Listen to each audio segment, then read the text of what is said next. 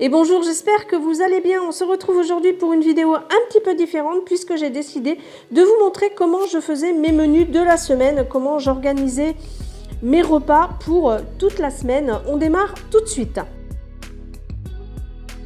Donc dans un premier temps, je prends un carnet qui est dédié au menu. Et des fois je marque la date, des fois pas du tout. Donc mon mari sait quel carnet c'est, donc quand il veut savoir ce qu'on mange dans la semaine, il prend ce carnet-là.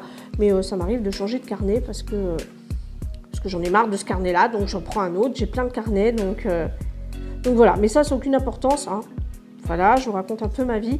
Et je prends mes livres de cuisine, donc je n'en prends que 3-4. J'en ai énormément, j'en ai une bibliothèque complète, donc... Là, en l'occurrence, j'avais pris pour cette semaine le livre Thermomix. J'essaie une fois par semaine de faire une recette j'innove, une recette qu'on ne connaît pas. J'essaie toujours d'avoir des choses, d'utiliser des choses que j'ai à la maison, que j'ai dans mes placards. Comme ça, il y a moins de gaspillage. Et j'essaie toujours de faire une nouvelle recette par semaine. Bon, des fois, j'avoue que je ne suis pas très inspirée, donc ça ne marche pas. Et je regarde également dans mon calepin les menus des semaines d'avant. Ça me donne quelques idées et parfois je reprends une recette.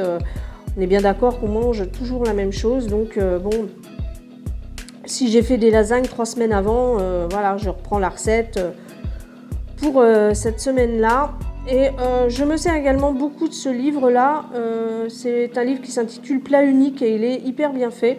Et quand j'ai fait une recette, je mets un post-it. Comme ça, je sais quelle recette j'ai faite et quelle recette nous a plu. Je peux les reprendre quand j'en ai envie et quand la recette nous fait envie.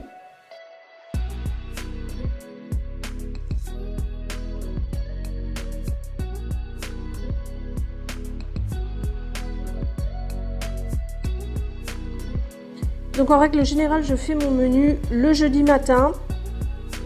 Ça me prend à peu près une vingtaine de minutes, peut-être un peu moins. Et une fois que c'est fait, je peux commencer à checker mes placards et frigos pour voir ce qu'il reste. Et également demander à ma famille s'ils ont besoin de quelque chose au niveau hygiène. Ensuite, je prends le petit bloc que j'ai acheté chez Lidl et je fais une pré-liste de courses avec les ingrédients dont j'ai besoin spécifiquement pour les recettes que j'ai choisies pour la semaine. Là, cette semaine, ça va être très simple puisque nous partons en vacances samedi. Donc, il faut qu'il reste peu de choses dans le frigo. C'est pourquoi je vais vous montrer mon frigidaire.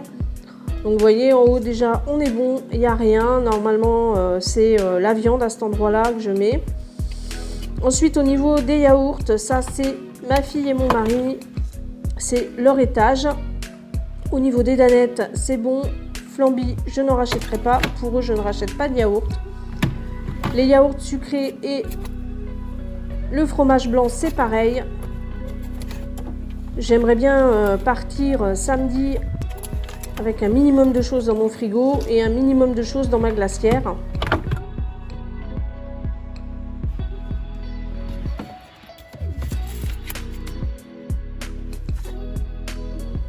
Pour les compotes, s'il en reste, c'est pas très grave parce que ça se garde très longtemps. Au niveau de mon bac, ça c'est mon bac à yaourt à moi, donc avec mon chouchou de chez Lidl.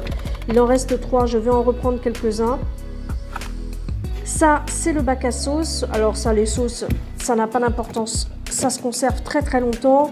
On a du ketchup, on a de la mayo, de la sauce barbecue, de la sauce kebab, de la sauce chinoise, moutarde, sauce sandwich, etc. etc. Je ne sais pas si chez vous, je sais pas, c'est pareil, mais alors chez nous, c'est une vraie folie, les sauces. Ensuite, au niveau du fromage, c'est pareil. Je ne pense pas que je vais prendre grand-chose. Je voudrais qu'on finisse ça et puis s'il reste des petites choses non entamées, je vais les mettre au congélateur, comme ça on retrouvera ça quand on rentrera. La vache qui rit, c'est pareil, ça se garde hyper longtemps, donc ça peut rester dans le frigo sans problème. Ensuite, au niveau de la charcuterie, il me reste des blancs de poulet que j'ai terminés, donc ça c'est pareil, c'est bon. Des dés de chorizo, des allumettes de jambon, ça peut-être qu'on emmènera. Il reste également un chorizo dans le fond, du jambon, ça c'est pour les croque-monsieur du vendredi, 2 pâtes feuilletées que je vais utiliser pour faire une quiche et une tarte dans la semaine. Les carottes et les courgettes vont être utilisées puisque je vais faire de la soupe et il y a une poêlée de courgettes qui est prévue pour cette semaine dans mon menu. Donc ça ne restera pas. J'ai également du beurre. Ça, je savais que j'avais une plaquette de 250 g de beurre d'avance. Donc voilà comment je check mon frigo. Voilà, c'est terminé pour cette vidéo. J'espère qu'elle vous aura plu. Dites-le moi en commentaire. Pour les nouveaux venus sur la chaîne, n'hésitez pas à vous abonner et à activer la petite cloche pour ne rien rater.